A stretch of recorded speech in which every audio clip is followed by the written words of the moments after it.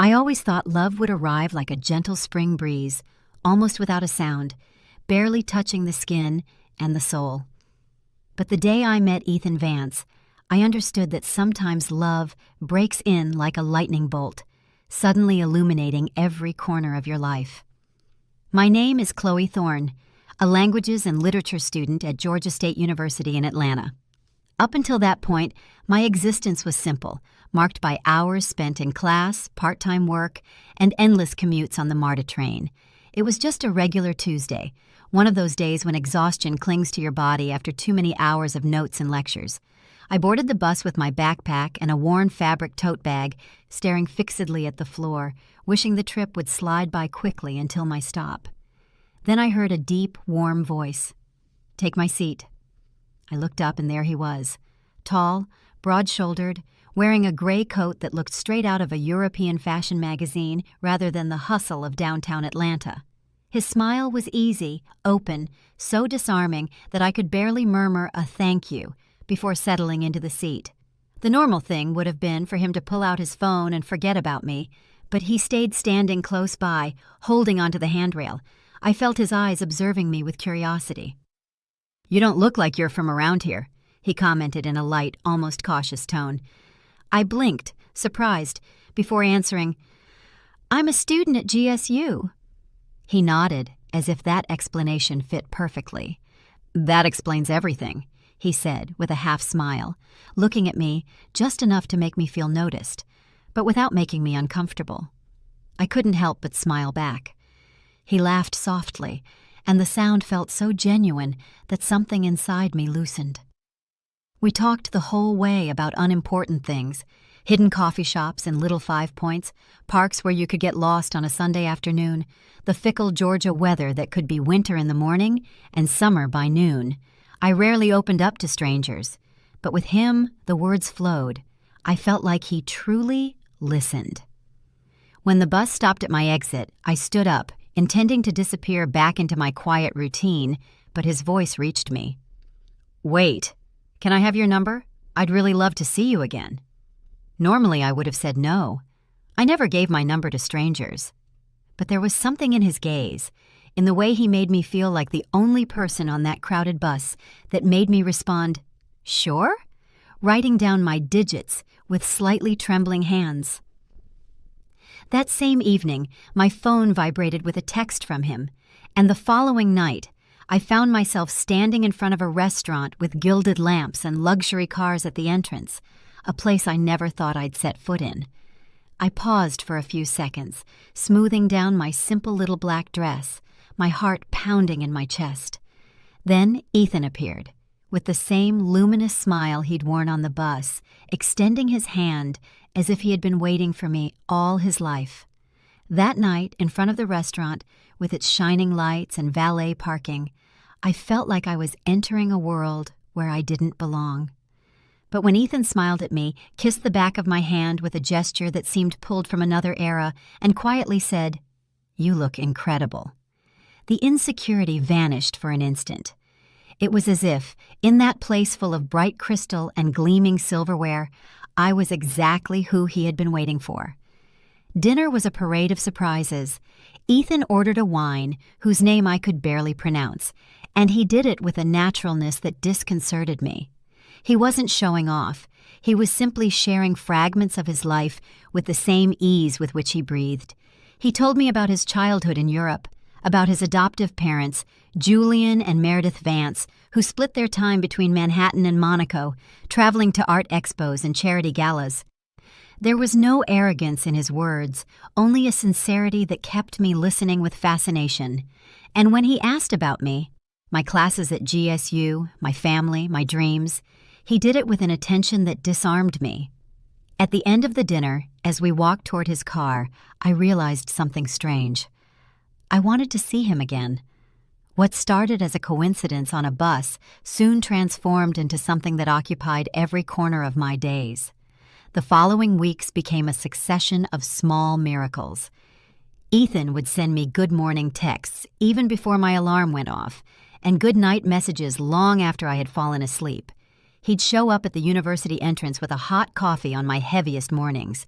When stress overwhelmed me, he found a way to make me laugh until I forgot my worries. One afternoon, he came to my apartment with a bouquet of flowers. "Just because," he said, as if the reason were as simple as thinking of me. Our dates multiplied. Study sessions in the library lengthened into hours-long chats. Walks downtown Atlanta ended in laughter under the city lights. Weekends at Piedmont Park were improvised adventures, and at night, our phone conversations extended until dawn, when we were no longer sure if we were talking or just listening to each other breathe. There was something about Ethan that made me feel different, as if I really mattered, as if I weren't just another student among thousands. That sensation of being seen and valued began to tear down the walls I had built over the years to protect myself.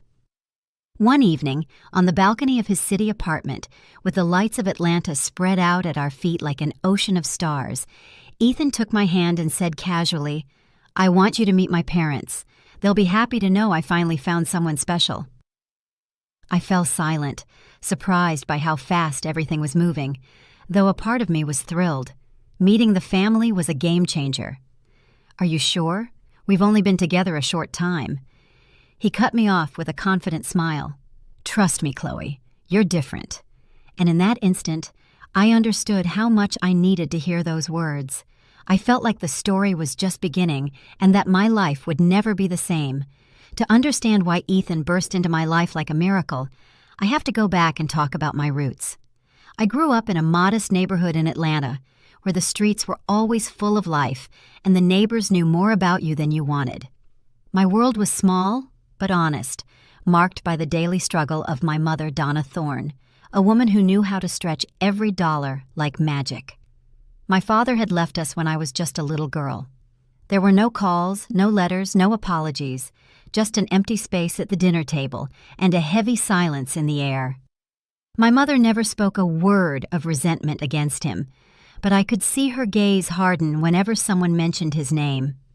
Donna worked long hours at the Kroger down the street, whether at the checkout or stocking shelves, anything to make sure we never went without food at home. Her strength was silent but unbreakable. My older sister, Brianna, was my role model. 3 years older than me, she radiated confidence and grace. From a young age, she stood out as a dancer, and every one of her performances was a show that left everyone speechless. She had won competitions, received invitations to perform on various stages, and dreamed of moving to New York City to pursue a professional career. When I watched her dance, it was like witnessing someone fly without wings. But an accident changed everything. One rainy night, a driver lost control, and the impact took not only the full mobility of Brianna's leg, but also her future in dance. The doctors managed to save the limb, but the pain was constant and the movement never returned to normal. She tried to move forward, clinging to her passion, but eventually she had to accept defeat. And as if life hadn't taken enough from her, her fiancé dumped her soon after. He did it with sweet words. "It's not you, it's me. I can't handle this." But the truth was cruel. He didn't want a life next to someone who couldn't dance anymore. I watched my sister fade away slowly. She stopped going out, stopped smiling, stopped looking toward the future that she once seemed to hold in the palm of her hand. She shut herself in her room with her headphones on, isolating herself from the world as if it had nothing left to offer her. That wound marked her, but it marked me too. I learned to fear love, to see it as a double-edged sword capable of building up or destroying in a matter of seconds. That's why when Ethan appeared with his easy smile and warm voice, I had been building invisible walls around my heart for years. But even the highest walls can be torn down. One afternoon, while I was helping my mother in the kitchen, Donna observed me in silence before setting aside her wooden spoon. "You're smiling more lately," she said, her tone half accusing, half amused. I couldn't help but laugh and nod. "Yeah, Mom, there's someone." She held my gaze seriously, as if weighing her words. Finally, she sighed and pronounced calmly, "Guard your heart, Chloe. It's worth far more than you imagine." The idea stayed with me all week. I told my roommate, who frowned instead of getting excited. "Listen to me," she said, in a conspiratorial tone. If they speak French, pretend you don't understand." I laughed, thinking she was exaggerating. I barely knew the basics of the language, just enough to pass an elective class. But she insisted, "People say things when they think you can't understand them. Don't reveal anything. Just smile and nod." The following Saturday, Ethan picked me up in his car. The road wound through tree-lined streets until we reached a more exclusive area, where the city seemed to transform into another world. The Vance mansion looked like it was pulled straight from an issue of Architectural Digest. Modern, sleek lines, large windows bathed in warm light, minimalist sculptures in the garden. My heart hammered loudly, mixing nerves and curiosity. Meredith Vance greeted us at the door, tall, slender, with silver hair pulled back in a perfect bun and a dress that exuded effortless elegance. She greeted me with a peck on each cheek, smiling cordially, though I sensed something more in her eyes, a glint of interest that I couldn't quite decipher. Julian appeared behind her, a serious-looking man in a flawless suit with a scrutinizing gaze that made me immediately straighten my posture. The dining room table looked like something out of a painting. Silver flatware gleaming under candlelight, crystal glasses perfectly aligned, plates delicately arranged. We sat down, and for a moment everything flowed like a movie. Polite questions about my studies, courteous comments about Atlanta, Ethan naturally holding my hand, as if to remind me that I belonged there. However, beneath that perfection, there was something strange, as if every gesture was rehearsed, as if the warmth was only a polished surface. I limited myself to answering politely, carefully choosing every word, while my smile remained fixed. Yet my thoughts kept returning to my roommate's warning. Everything seemed to be going smoothly, until, halfway through dessert, Meredith slightly tilted her head toward her husband and spoke a few words in French. In that instant, the atmosphere shifted, as if an invisible veil had dropped over the table. Meredith's soft murmur mixed with the clinking of glasses.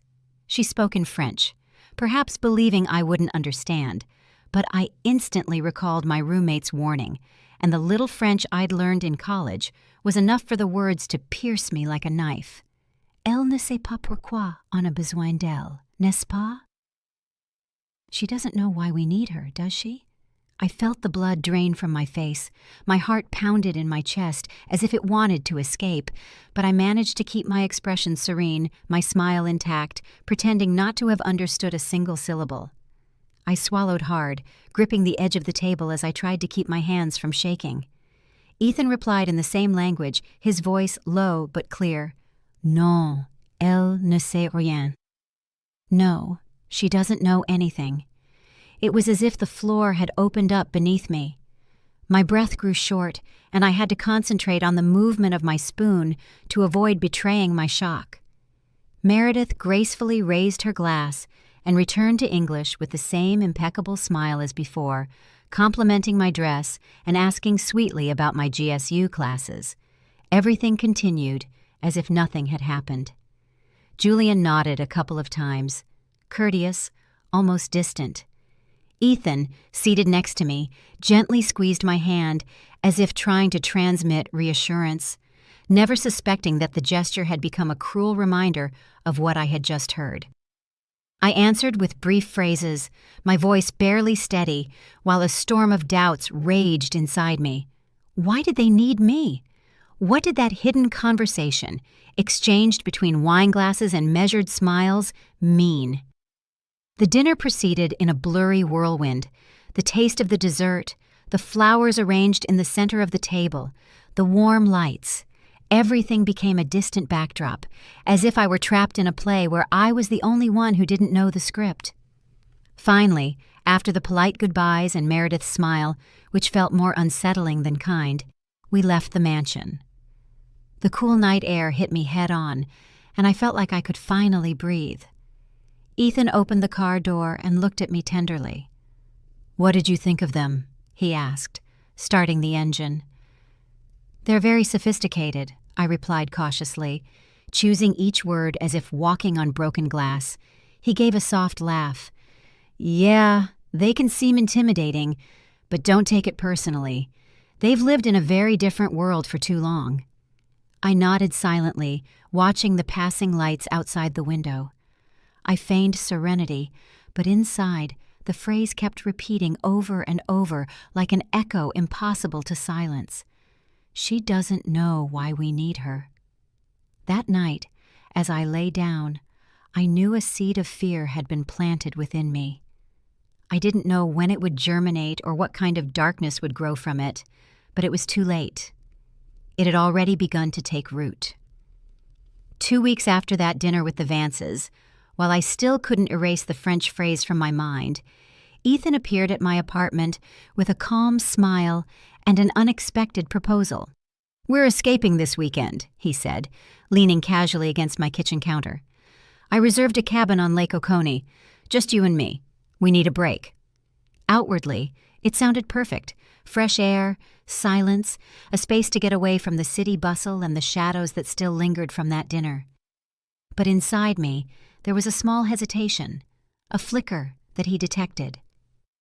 Ethan approached, cupped my face in his hands, and looked at me tenderly. "You've been tense lately, Chloe. Let me take care of you. I promise it will do you good." I nodded, trying to convince myself that maybe he was right. Maybe I was just imagining things. The drive was beautiful. The highway opened up through green hills and wildflowers dancing in the wind. Ethan drove, relaxed, humming a soft tune while I gazed at the horizon. For moments, the fear dissipated, and I could believe that everything was as simple as he said. The cabin looked straight out of a tourism catalog, built of wood and stone, with a porch that wrapped around the structure and windows that reflected the sunset over the lake. From the entrance, you could see the water shining with golden tones, and the cool air smelled of pine and damp earth. Ethan wrapped an arm around me and said enthusiastically, "See, it's perfect for us." Inside, everything was ready. Soft rugs, a fireplace ready to light, the kitchen stocked with provisions. Ethan uncorked a bottle of red wine and filled 2 glasses, toasting with a charming smile. "To us," he murmured, and his eyes seemed to glow in the warm light. We cooked together, laughed, and for a moment I thought my doubts had evaporated. But I noticed that every time my glass was half empty, he refilled it without asking. I drank, distracted, trusting, until the heat in my head turned to dizziness. "Ethan, I'm so tired," I said, my voice thick, the words slurring across my lips. He was instantly by my side, helping me lie down on the sofa with an unsettling gentleness. "Sleep, darling, just rest," he whispered in a strange tone, too calm, too cold. The darkness enveloped me before I could resist. I woke up with a pounding pain in my temples and a freezing cold crawling up my back. The surface beneath me wasn't the soft sofa from the living room, but a damp concrete floor. I tried to move, but my hands were tied behind me, the tight ropes burning my skin. The air smelled of dampness and rusted metal. A solitary light bulb hung from the ceiling, casting a cruel, yellowish glare over the bare walls. Panic hit me with such force that I could barely breathe. "Ethan!" I called out in a thin voice, my throat dry. Then I saw him, slowly descending the stairs. His face was serene, almost tender, but in his eyes glowed something that chilled my blood. "Chloe, you don't understand now, but you will," he said, kneeling in front of me. With a disconcerting softness, he brushed a lock of hair from my face. "This is going to change your life. Soon you'll thank me for it." The words cut through me like knives. I looked at him in desperation, trying to comprehend how the man who had filled my days with flowers and laughter was the same one who now looked at me as if I were a piece in a dark plan. My heart hammered so hard I thought it would break inside my chest. The initial fear transformed into something more, a desperate need to survive. I didn't know what Ethan wanted or why he spoke of a future I couldn't imagine, but I knew one thing. If I didn't find a way to escape, I would never go home. Time in that basement seemed frozen. My breathing was a rapid echo against the bare walls, and every second with my hands bound increased the burning in my wrists. I moved the ropes over and over until I felt the skin chafe under the pressure. Desperation forced me to scan every corner, looking for anything that might help. That's when I saw it. A rusted nail jutting out from the wood next to the back door. I dragged myself across the concrete on my knees, stifling a whimper every time the rope dug deeper into my skin. I placed my bound hands against the nail and began to rub. Awkwardly at first, then harder, ignoring the pain. Nothing gave way. Sweat ran down my forehead, tears mixing with the fear.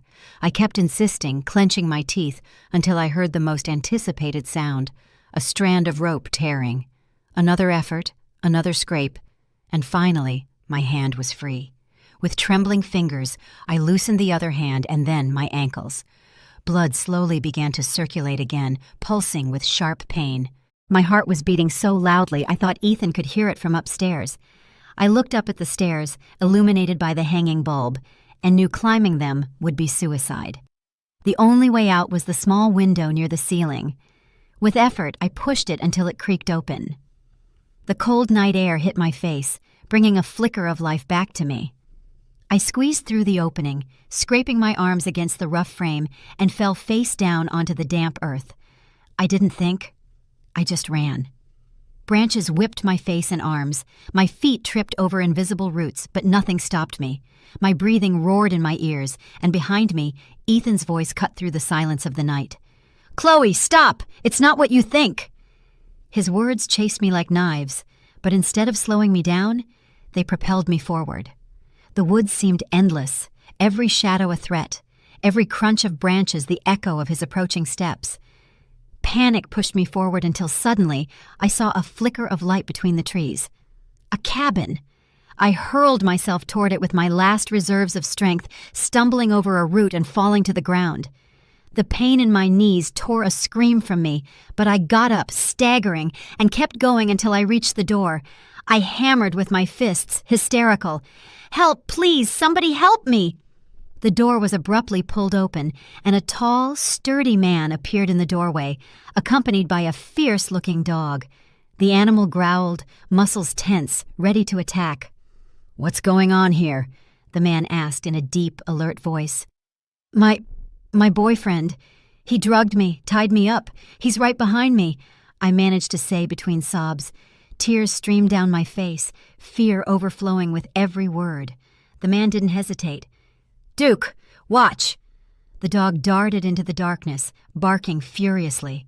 In the distance, I heard a muffled curse, then receding footsteps. The man held me firmly and pulled me into the cabin, locking the door. "I'm Marcus Sterling. You're safe here." He guided me to a worn leather chair. My whole body was trembling, unable to control the shock. Marcus pulled out his phone and quickly dialed, notifying the county sheriff's department. His voice was firm, methodical, like someone who had been in extreme situations before. When he hung up, he covered me with a blanket. "Breathe, Chloe. The worst is over now." I wanted to believe him, but adrenaline still coursed through my veins like fire. Outside, the dog continued to stand guard, and I, huddled in that unfamiliar cabin, could barely assimilate that I had escaped a nightmare. Minutes later, distant sirens broke the night's silence. I knew I would soon be surrounded by authorities and perhaps safety, but inside, Meredith's phrase still vibrated like poison. She doesn't know why we need her. That night, although the sheriff wrapped me in a blanket and assured me I was under protection, I understood that the calm was only a fragile illusion, a pause between the terror I'd lived and the weight of a truth I didn't yet know. The police precinct was lit by fluorescent lights that seemed far too cold. They wrapped me in another blanket and offered me hot water, but my hands were shaking so much I could barely hold the cup. An officer with a kind face asked me to take a deep breath and said, "Detective Patel will want to hear everything from the beginning." Minutes later, a woman with a sharp gaze entered the room. She carried a notebook under her arm and a pen between her fingers. "I'm Detective Patel," she introduced herself, her voice quiet but penetrating. "Chloe, I know this has been a difficult night, but I need you to tell me everything you remember." I swallowed and began to speak, starting from that chance encounter on the bus, the first dates, the details that made me trust Ethan all the way to the dinner at the Vance mansion, including the phrase in French that I had pretended not to understand. I repeated every word, even Ethan's response. No, she doesn't know anything. When I finished, I felt completely drained. The detective remained silent for a few seconds, then closed her notebook with a snap. "That corroborates information we've been gathering," she murmured. I leaned forward, confused. "Information? What are you talking about?" Patel looked me directly in the eyes. "The Vance family has been under investigation for months. We suspect they are part of an international fraud network. They pose as humanitarian consultants, offering millionaires the location of missing family members, children, heirs, lost persons. They charged fortunes, but in most cases, they delivered carefully selected imposters." The air caught in my lungs. "Imposters, like me." She nodded seriously. "Your resemblance to the missing daughter of Warren Ashford, an international tech magnate, is astonishing. He's desperate to get her back and willing to pay anything. Ethan gained your trust, made sure you were emotionally attached to him, and then they planned to present you as Ashford's long-lost daughter.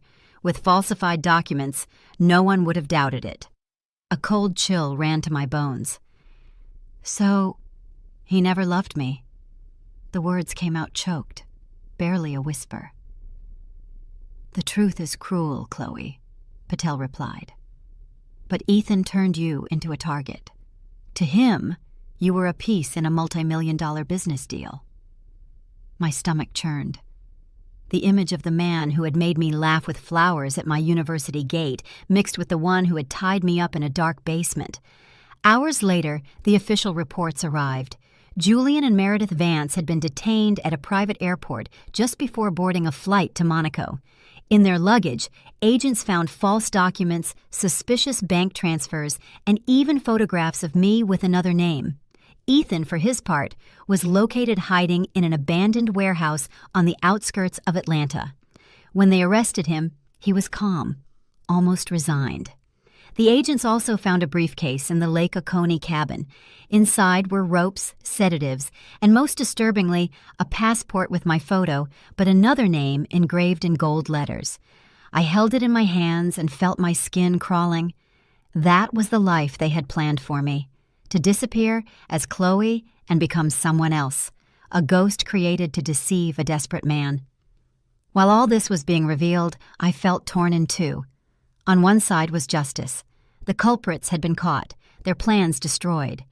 But on the other was the invisible wound, the certainty that I had given my trust and emotions to a man who saw me as merchandise. When Detective Patel assured me that I was safe now, that Ethan and his parents would face serious felony charges, I could barely nod, because although justice had arrived, another battle was beginning inside me, learning to live with what had happened, with the betrayal that had cut deeper than any physical injury. The days following the arrest of Ethan and the Vances blurred into a fog of confusion. Although everyone kept telling me I was safe, my body didn't believe it. Every night, I woke up drenched in sweat, convinced I was still in that basement, with my hands tied and the light bulb flickering above my head. The creak of a door or the snap of a window was enough to send my heart racing as if he were there, waiting for me. Nightmares weren't the only torment. During the day, any small detail brought the horror rushing back. The smell of wine made my stomach turn. Seeing a gray coat on the street made me spin around in panic. It was as if Ethan were still present in every corner of my life. My mother, Donna, did the only thing she knew how to do to help: cook.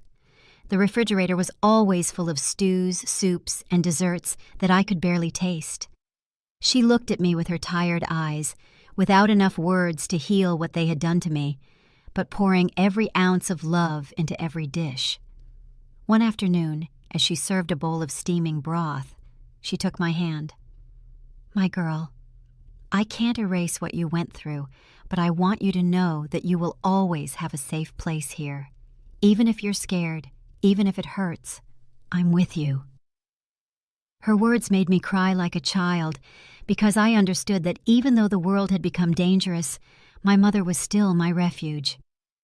Brianna, on the other hand, approached from a different angle. One day, she sat on the edge of my bed, her face serious. "Chloe, I know you feel broken. I felt it too. After the accident, when I lost dancing, and when that man left me, I thought my life was over. They weren't visible injuries, but they were killing me inside.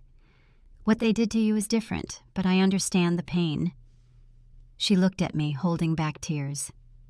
Maybe neither of us can erase what we've lived through, but we can learn not to carry the guilt that doesn't belong to us.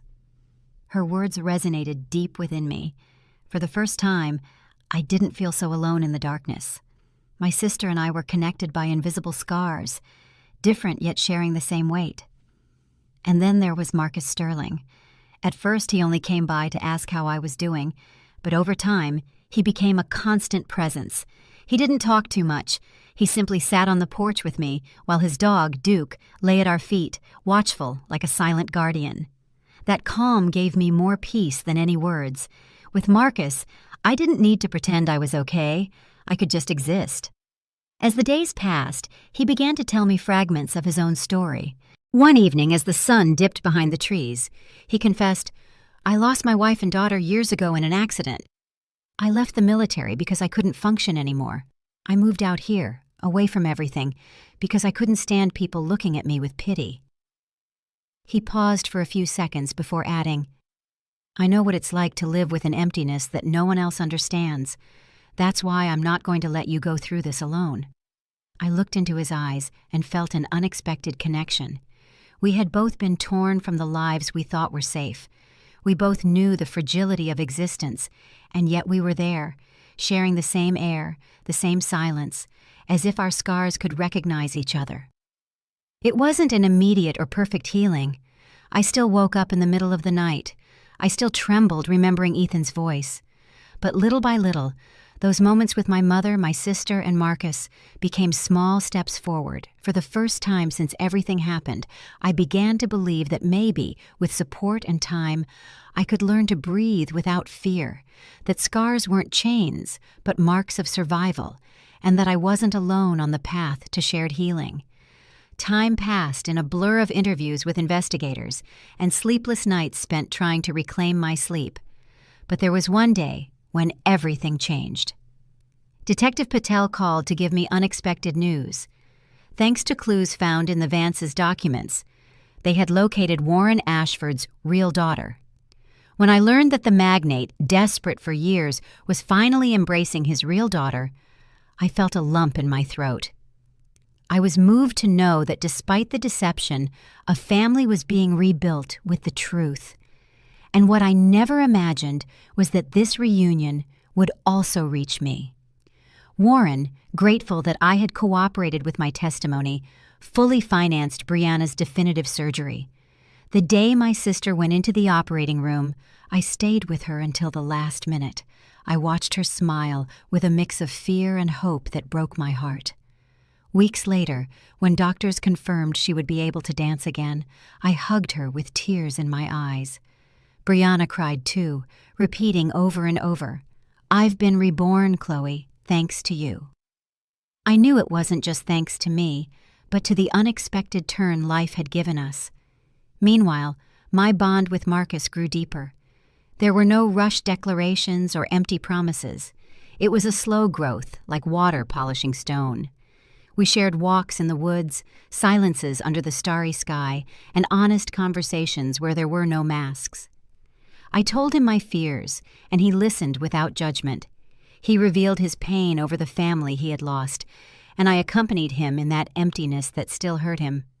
Duke, his dog, became my inseparable guardian. He was always nearby, as if he knew he had to protect me from any shadow that tried to return. And in that simple companionship, I discovered that I could feel safe again. One spring afternoon, Marcus took me down to the lake near his cabin. The sun was setting over the water, painting it in golden hues. Duke ran happily around us, and I felt light, almost as if all the darkness was behind me. Marcus took my hand, and with a trembling voice confessed, "Chloe, I thought my life was over when I lost my wife and daughter. I convinced myself that I would never feel love again until you arrived, knocking on my door in the middle of the darkest night." He pulled out a small velvet box and opened it, revealing a simple ring, beautiful in its sobriety. "I don't know what the future holds, but I want to face it with you. Will you marry me?" Tears blurred my vision. I felt that my heart, wounded so many times, had finally found a safe place to rest. "Yes, Marcus," I whispered, my voice breaking. "Yes." The wedding was intimate, celebrated in the dance studio that Brianna had returned to after years of absence. That afternoon she danced again with soft but firm steps, as if every movement were a declaration of life. Marcus took my hand as we watched my sister spin with tears in our eyes, and I understood that we were witnessing a miracle, not just hers, but ours too. 1 month later, while we were unpacking the last boxes in the small house we had decided to share, I held a positive pregnancy test in my hands. I walked to the porch and looked up at the starry sky over the field. I rubbed my belly and whispered, "We're okay now. We're safe." For the first time in a long time, I felt that what was beginning was truly mine, that no one could snatch it away. Today, I firmly believe that sometimes life breaks you into pieces, not to destroy you, but to make space for something better. I was on the verge of losing everything, and yet here I am with a new family, sincere love, and hope beating inside me. Because sometimes the most beautiful life blossoms from the darkest ruins. Did you like my story, and which city are you listening from? Let's meet in the comments. If you like the story, you can support me by sending a super thanks so I can keep bringing more stories like this. Thank you so much for your sweet support. I'm looking forward to your comments on the story. On the screen, you can see 2 new life stories that I highly recommend. There's so much more on my channel. Don't forget to subscribe. See you in the next life story. With love and respect.